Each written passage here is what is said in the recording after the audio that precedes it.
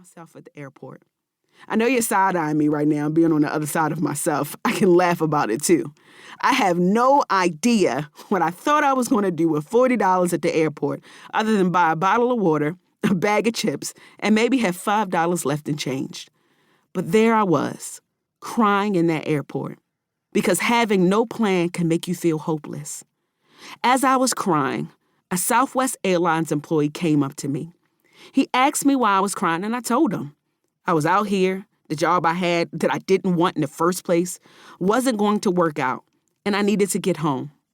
The man told me that he'd be right back, and when he came back, he gave me $240. It was enough to fly Rudy and me home to Baltimore. It was in that moment that I made a promise to myself that I would never settle or compromise. Fast forward 13 years later, that broken and broke young girl sitting in the airport opened 2 multi-million-dollar businesses during a pandemic. 13 years later, that Miss Clark Atlanta University, who couldn't get a job, now has close to 250 employees across several businesses. As I sat and thought about my journey from being a wide-eyed freshman to becoming Miss Clark Atlanta University, to opening Slutty Vegan, to returning to my alma mater as the commencement speaker, I knew that I had to tell the Clark Atlanta University graduating class of 2022 that my deepest desire for them is that they fail. Because when I think about it, that's exactly what I've been doing.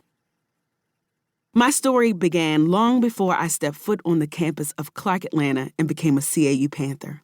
Actually, it started before I was born, when my mother was preparing for my arrival and simultaneously waiting to learn just how much time my father would receive in prison. On the day that I was born, she would learn that he spent the majority of my life, and possibly the remainder of his, behind bars. My story includes watching my mother work as hard as she could to provide for my siblings and me. And my story includes knowing that I was going to do everything I possibly could to make sure I never worked that hard and that I could eventually help my mother retire. Even though that would be enough to overcome, my story also includes fucking up royally and almost losing everything when I was expelled from Baltimore City schools. More on that failure later. I got to Clark Atlanta University because despite being young and incredibly dumb, they were willing to take a chance on me. Yet after excelling there, I still didn't have a path to viable employment. After my 5-day teaching stint, I went home and worked a few jobs until I got an opportunity to head into the film and television industry. I was doing well and was on the production team of one of the most watched shows in the country, but my heart was always in entrepreneurship. I got the chance to dive into it when that very popular show wouldn't give me a damn raise. There I was, opening my restaurant and living my dream, until the restaurant went up in flames, literally. Now let me take a quick pause right there. This is probably where my amazing editor, Sarah, is going to tell me to bury the lead and keep the suspense about this part of the story building so you'll keep listening. But I can't do that. Repeat after me. Get the damn fire insurance. You'll definitely hear more about that later, but I want to start off with that important tidbit of information. I know Sarah is shaking her head right now and wondering what the hell she's gotten herself into. So I hope for both of our sakes, you'll keep listening. After I lost my restaurant to a grease fire, I had to return to television just to get my head back above water.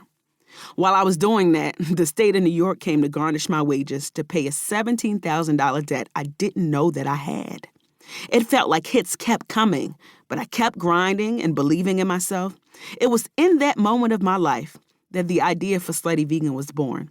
And the rest, as they say, is history.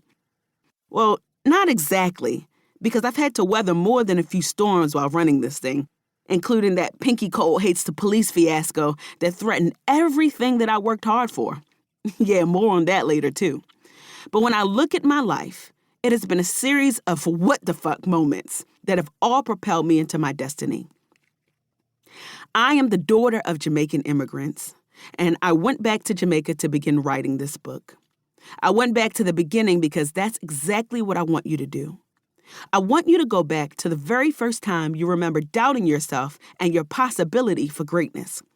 It could have been a teacher's criticism that you internalized. It could have been walking into a home with no heat and thinking that people like you don't have the luxury of dreaming. It could have been